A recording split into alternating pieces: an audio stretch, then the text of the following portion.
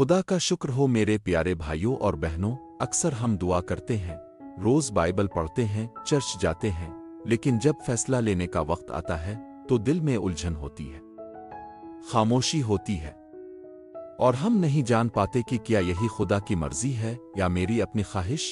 جہاں فیصلے کرنے ہیں، راستے چننے ہیں، اور دل کی گہرائیوں سے یہ پکار نکلتی ہے، اے خدا تیری مرضی کیا ہے۔ ایسے وقت میں ہمیں خدا کی طرف رجوع کرنا ہوتا ہے، کیونکہ صرف وہی ہے جو ہماری راہوں کو سیدھا کرتا ہے، وہی ہے جو بند دروازے کھولتا ہے، اور وہی ہے جو اپنی مرضی ہمیں دکھاتا ہے اگر ہم اس سے مانگیں۔ آئیے ہم خاموش ہو جائیں، دل کی آواز کو سنیں، اور خدا سے یہ دعا کریں کہ وہ ہمیں اپنی مرضی دکھائے اور ہمیں اس راستے پر چلائے جو اس نے ہمارے لیے چنا ہے۔ اگر آپ پہلی بار اس چینل پر آئے ہیں تو براہ کرم سبسکرائب ضرور کریں اور کامنٹ میں آمین ضرور لکھیں۔ آئیے اب اپنے دل کو خدا کے حضور کھولیں اور یہ روحانی سفر شروع کریں۔ جب ہم خدا کی مرضی جاننے کی تلاش میں ہوتے ہیں تو ہمیں سب سے پہلا قدم اسی کے کلام کی طرف اٹھانا ہوتا ہے، کیونکہ خدا کبھی اپنی مرضی چھپاتا نہیں۔ وہ اپنے کلام میں، اپنی آواز میں اور دعا کے لمحوں میں ہمیں رہنمائی دیتا ہے۔ اب ہم اس پاک کتاب سے سیکھتے ہیں جس نے صدیوں سے لوگوں کو سچائی اور راست بازی کی طرف بلایا ہے۔ رومیو 12 باب 2 آیت میں خدا کہتا ہے، اس جہان کے سانچے میں نہ ڈھلو بلکہ اپنے ذہن کی تجدید سے تبدیل ہو جاؤ تاکہ تم خدا کی نیک، پسندیدہ اور کامل مرضی کو پہچان سکو۔ یہ آیت ہمیں ایک اہم نکتہ دیتی ہے، اگر ہم واقعی خدا کی مرضی جاننا چاہتے ہیں تو ہمیں دنیا کی رائے سے نہیں، خدا کے کلام سے خود کو بدلنا ہوگا۔ خدا کی مرضی ہمیشہ اس کے کلام سے مطابقت رکھتی ہے، ہمیں سکون، راست بازی اور محبت کی طرف لے جاتی ہے، کبھی بھی بے ترتیبی یا الجھن پیدا نہیں کرتی۔ کبھی کبھی ہم اپنی مرضی کو لے کر اتنے پریشان ہوتے ہیں کہ خدا کی مرضی کو بھول جاتے ہیں، لیکن خداوند یسوع نے ہمیں یہ سکھایا، متی 6 باب 10 آیت میں، تیری بادشاہی آئے، تیری مرضی جیسے آسمان پر پوری ہوتی ہے زمین پر بھی ہو۔ جب یسوع نے ہمیں دعا سکھائی تو پہلا جملہ ہی تھا، تیری مرضی ہو۔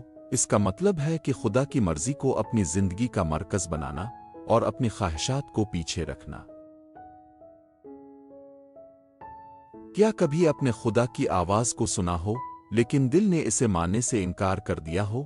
کیا کبھی ایسا ہوا کہ آپ جانتے تھے کیا درست ہے لیکن اپنے وہی کیا جو آپ خود چاہتے تھے؟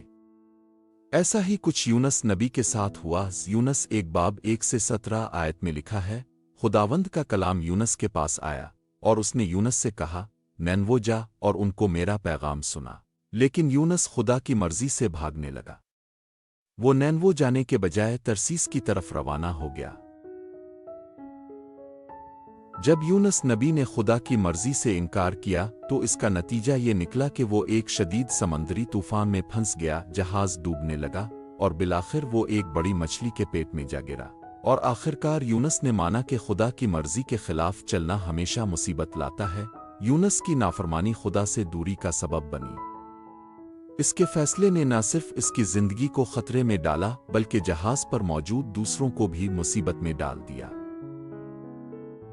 لیکن خدا نے اسے تنہا نہیں چھوڑا، اس نے ایک بڑی مچھلی کو بھیجا تاکہ یونس کی جان بچا کر اسے واپس اس کے مقصد کی طرف لے جائے۔ خدا کی مرضی سے بھاگنا ممکن نہیں، بہتر ہے کہ ہم دل سے اس کی راہ کو اپنائیں۔ کبھی آپ نے ایسا وقت جھیلا ہے جب خدا نے آپ سے وہ مانگا جو آپ کو سب سے زیادہ عزیز تھا؟ کیا آپ ایسی آزمائش سے گزرے ہیں جہاں صرف ایمان ہی آپ کا سہارا تھا؟ آئیے ابراہیم نبی کی زندگی کا ایک ایسا لمحہ یاد کریں جو قربانی، فرمانبرداری اور ایمان کا کمال نمونہ ہے۔ پیدائش 22 باب کی آیات 1 سے 14 میں ہم پڑھتے ہیں کہ خدا نے ابراہیم سے کہا کہ وہ اپنے بیٹے اسحاق کو قربانی کے طور پر پیش کرے۔ کیا آپ تصور کر سکتے ہیں؟ وہ بیٹا جس کا وعدہ خدا نے کیا تھا، وہی بیٹا جسے بوڑھی عمر میں پایا، اب خدا اس بیٹے کو مانگ رہا ہے۔ ابراہیم نے سوال نہیں کیے، وہ چپ چاپ خدا کی مرضی کے تابع ہو گیا، نہ کوئی سوال کیا، نہ شکایت۔ 3 دن کا سفر، دل خاموش مگر ایمان زندہ۔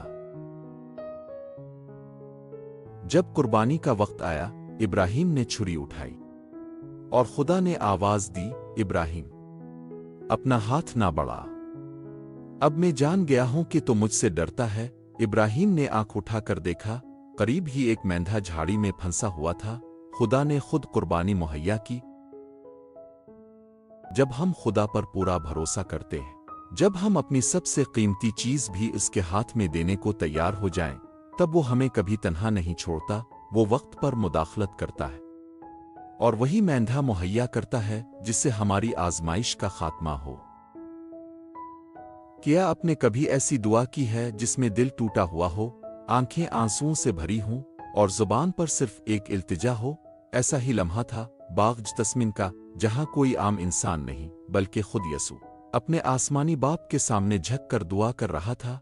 लूका 22:42 आयत में लिखा है, ए बाप, अगर तो चाहे तो ये प्याला मुझसे टल जाए, तो भी मेरी नहीं बल्कि तेरी मर्जी पूरी हो। यसू की वो दुआ, मेरी नहीं बल्कि तेरी मर्जी पूरी हो, सिर्फ अल्फाज नहीं थे।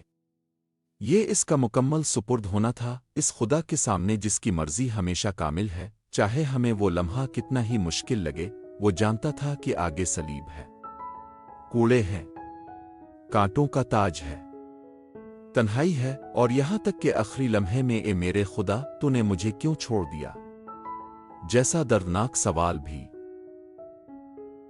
आज अगर आप अपनी जिंदगी के किसी बाग तस्मीन में खड़े हैं जहां दिल बोझल है, फैसले मुश्किल हैं और आंखें नम हैं, तो याद रखें, अगर आप दिल से कह सकें, खुदावंदा तेरी मर्जी पूरी हो, तो वही खुदा जो यसू को कब्र से निकाल लाया, आपकी जिंदगी में भी नई रोशनी, नई उम्मीद और नई जिंदगी ले आएगा।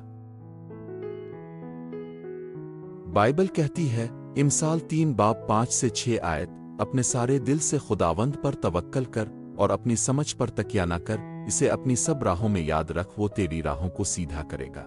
खुदा चाहता है कि हम इस पर पूरा भरोसा रखें, यहां तक कि जब हम रास्ता ना देख पाएं तब भी। अब वक्त है कि हम खुदा के सामने अपना दिल खोलें और उससे बात करें जैसे एक बच्चा अपने बाप से करता है। ये आसमानी बाप, हम तेरे सामने आते हैं, अपने दिल को तेरे कदमों पर रखते हैं। हम एतराफ करते हैं कि हम उलझन का शिकार हैं, कभी अपनी मर्जी को, कभी दुनिया की बातों को तेरी मर्जी समझ बैठते हैं। ए रब, हमें साफ सुनते कान दे, ऐसा दिल दे जो सिर्फ तेरी रहनुमाई को पहचाने।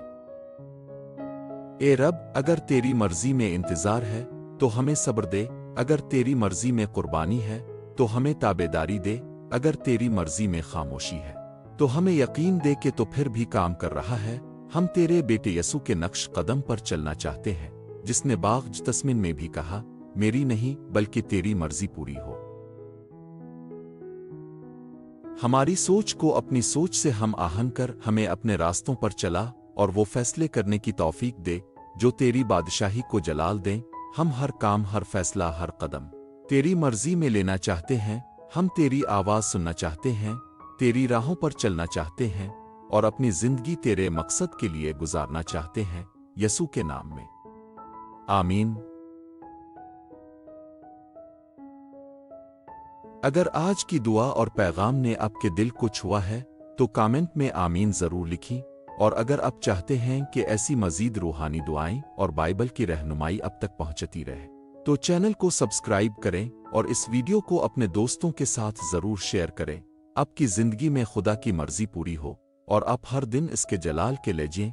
खुदा आपके साथ हो।